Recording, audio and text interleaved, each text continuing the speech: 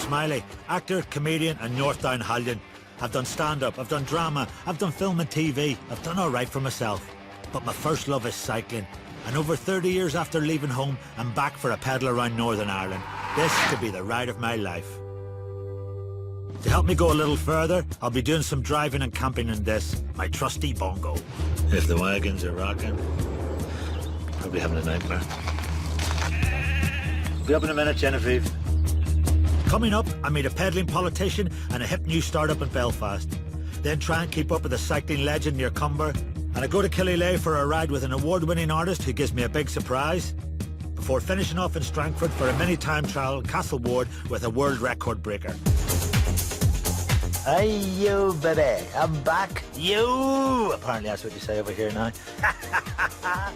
I'm back with a shack of a solid cycling soccer soul, mother. Lots happened as well since I've been away. The Giro d'Italia was in Northern Ireland. 2 stages in Northern Ireland. It's one of my favourite races of all time. Unbelievable. Apparently you couldn't move for pink flags everywhere.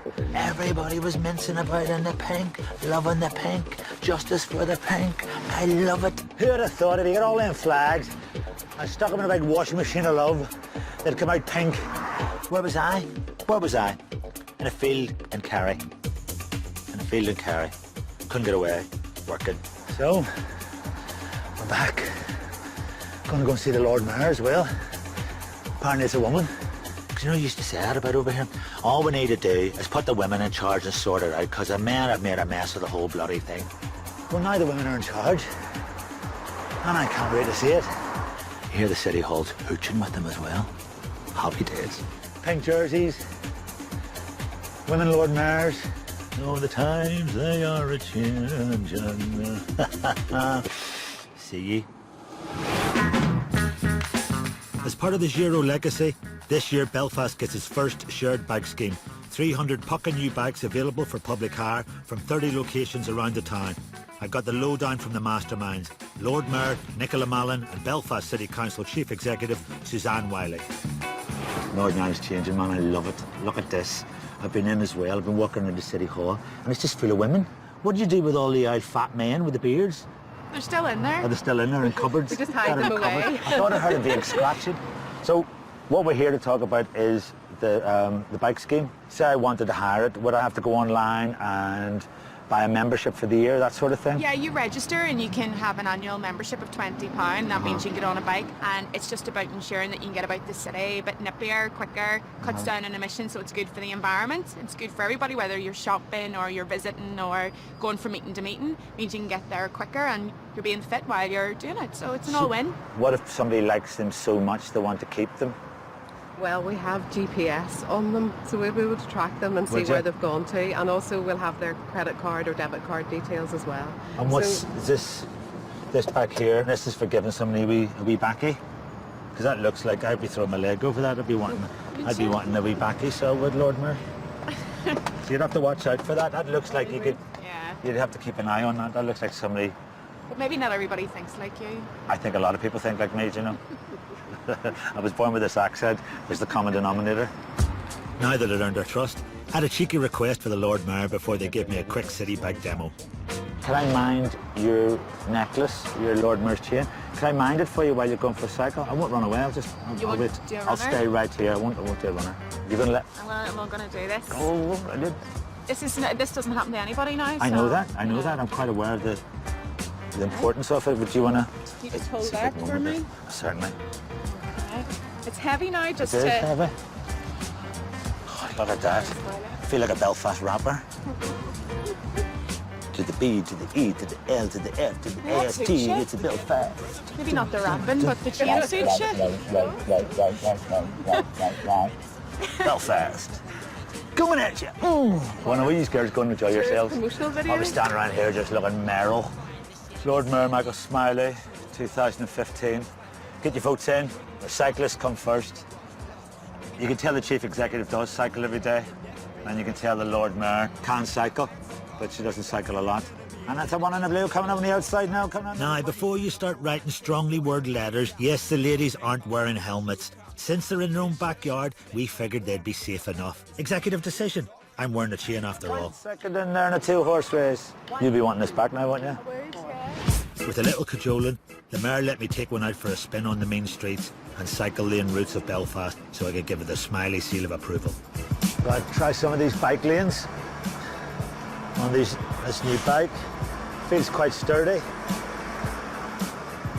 Big thick tires gives you a good grip of the ground. They're semi-slick as well. So because of that, oops, I have to go up onto here. That's the cycle route. So here we are, still on a designated path. It's all going well. And now it stops dead. Right, so now there's no path. Maybe they ran out of paint or something, you never know. So now effectively I feel like I'm cycling against the flow of traffic. So what I should be doing is going onto this side of the road. But there's no indication of that, so that's a bit freaky. All right, now the bike lane's just picked up. Now there's a bike lane. Just to come to the traffic lights. They come and they go, these bike lanes. I'd like a bit of more consistency with them. And relax. Hello, how you doing? That was okay, you know. That was all right. These are good wee bikes. They're heavy, but they're supposed to be heavy. They're going to take a lot of knocking in their lives. Get people of different shapes and sizes and abilities are going to be throwing their legs over this. A few wee tweaks, that'll be great. Cyclists booming everywhere, and I'm happy to say that Belfast is no exception. Down my old Ormer Road stomping grounds is a start-up company called Fellow, who are preserving tradition and good old-fashioned values when it comes to bike building and maintenance. So tell me a bit about Fellows. It's a lovely little shop. I love it. I love the feel of it. We've always kind of been around bikes, you know. Growing up, I certainly was. I had an uncle who used to race on the roads. Two friends, Patrick and John, really into the bikes as well, and we started building bikes in my bike garden. So we were kind of buying old bikes, refurbing them and selling them on. And then people started to take note, you know, people started to be really interested in what we were doing.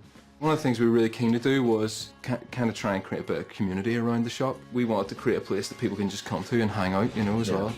Two local regulars stopped by, Ailish and Frankie, both big fans of Fellow and the Ormo itself. Ormo Road's a great wee place for it's a good mixture of cosmopolitan, you can get anything you want, but it's still very friendly, you know. And traditional as well. So you get a mixture of a place like this and then just, you know, the traditional shop has been around forever. We're building a bike for Ailish. This is her bike.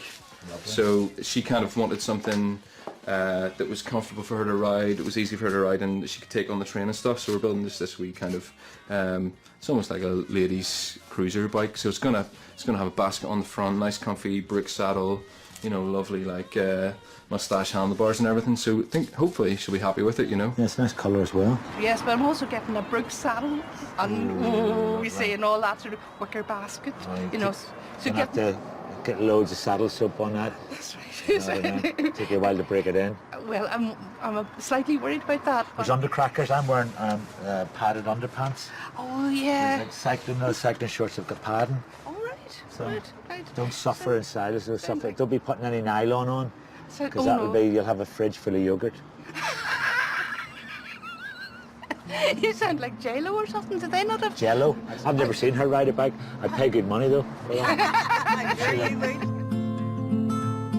We still get excited about every bike we build, you know, every time a bike's completed we're like, oh yes, that looks great, you know. Well, especially because each one's different, isn't it? That's a really important part of what we do, you know, is taking something that people might be throwing away, you know, that's perfectly serviceable, and then kind of giving it a new lease of life, you know. This is your bike here, so you brought it in for some repairs. It is, yeah. And is it your bike? Well, it's my son-in-law's bike. I don't Does he actually know own a you've bike got at the it? minute. Yes, he does. He loaned it to me. And you've fallen in love with it a bit now? Absolutely. I mean, it's, you know, give me that thrill that I forgot. It's like a child on a merry-go-round. It's like, whoa, I'd forgotten about this. That absolute buzz.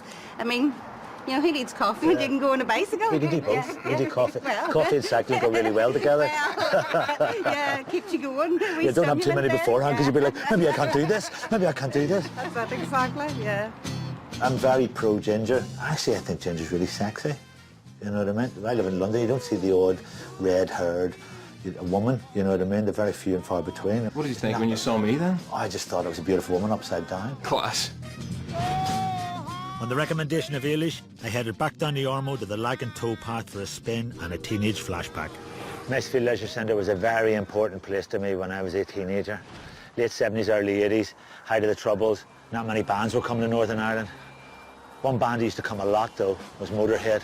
Any band that had the decency to come to Northern Ireland and entertain us, we came out in our droves. Especially my mate Ken Heaven. Ken loved Motorhead, man. So Motorhead come to Belfast with the Bomber tour. Yep, yeah, Bomber.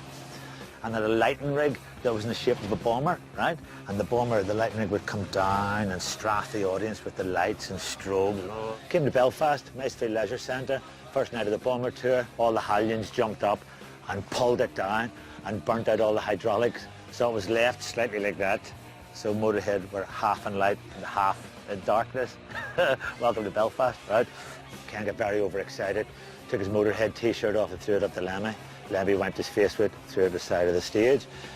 Ken put his cut-off Wrangler jacket full of patches, Motorhead and AC/DC and status quo patches. Threw them on the stage, done that, took it away. At the end of the night, we've spent all our money on drink. We're now having to walk home through the Newton Ards Road, through the Albert Bridge Road. So I walk along with Ken.